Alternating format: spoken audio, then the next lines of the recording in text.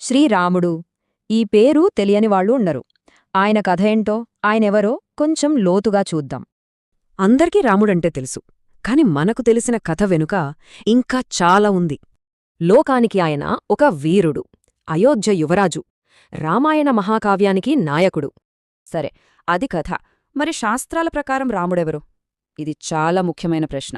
శాస్త్రాల ప్రకారం రాముడు సాక్షాత్తు బ్రహ్మం, అంటే ఈ సృష్టికి మూలమైన పరమసత్యం.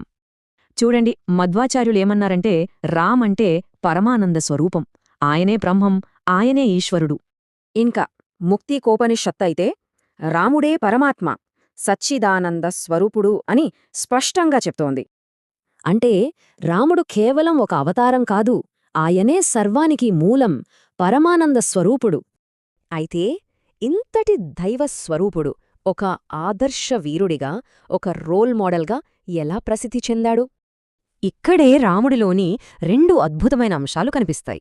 ఒకటి పరమాత్మ, రెండోది ఆదర్శపురుషుడు. అందుకే ఆయన్ని మర్యాదా పురుషోత్తముడు అంటారు. అంటే ఎలాంటి పరిస్థితిలోనైనా ధర్మాన్ని వీడని పరిపూర్ణమైన మనిషి. స్వామి వివేకానంద చెప్పినట్టు రాముడు సత్యానికి, నైతికతకు ప్రతిరూపం. ఒక ఆదర్శ కొడుకు, ఆదర్శ భర్త, ఆదర్శరాజు. రాముడి గొప్పతనం ఇదే. దైవమే అయినా ఒక పరిపూర్ణ మానవ జీవితాన్ని ఎలా జీవించాలో చేసి చూపించారు. మరి ఆయన భూమ్మీదకు ఎందుకొచ్చారు?